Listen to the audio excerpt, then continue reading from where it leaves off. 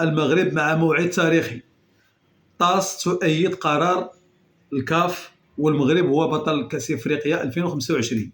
تسريبات موثوقة ومؤكدة من المحكمة التحكيم الرياضي طاس بتأييد وتأكيد الحكم الصادر عن لجنة الاستئناف بالكاف.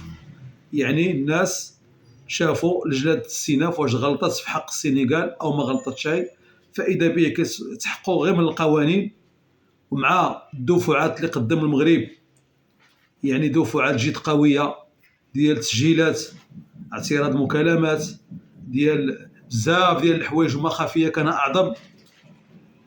فلهذا محكمة تحكيم طاس مقتنعة وكتسنى غير الوقت اللي تعلن فيه الإعلان الرسمي والقاضي بتتويج المنتخب الوطني المغربي لكرة القدم بطلا لكأس إفريقيا 2025.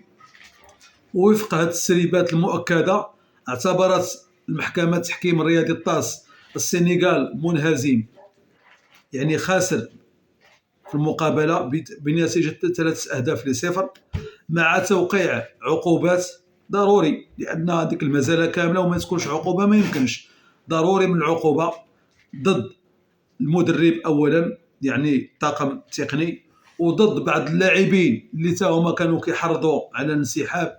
الانسحاب صراحة ماشي كنقولوا حنا كمغاربة، الانسحاب راه موثق وتفرجوا له أكثر من نصف العالم ذاك النهائي وشافوا المدرب شنو كان كيقول للاعبين بالاشارات ديالو انسحبوا، يعني ماشي دقيقه ولا جوج هو كيدعي اللاعبين ديالو ينسحبوا من المقابله.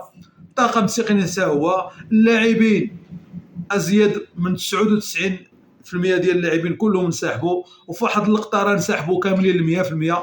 فاذا به يعني انسحاب اللي غيقول لك حقا ما حقا، لان شفنا هذا الفيديو اللي لاح المدرب السنغالي وخدام كيدير مبررات واهيه وهميه وما عندهاش اساس، انه كانت يعني خطوره على اللاعبين، خصنا نسحبوا خصنا كذا. هادشي هذا حتى الاطفال ما كيتيقوش به مع الاسف الشديد.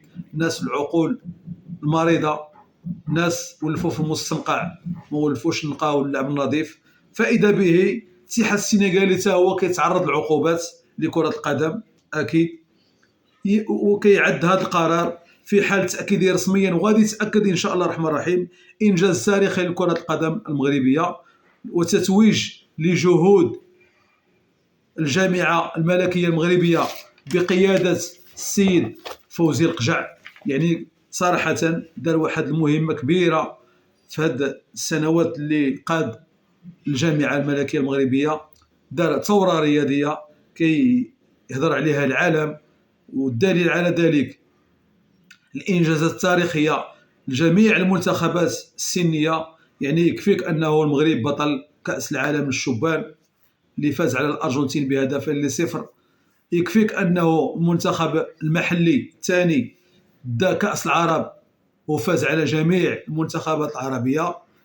المنتخب الاول وصل النهائي لولا البلطجة اللاعبين والمدرب لكنا ابطال بدون اللجوء الى القوانين.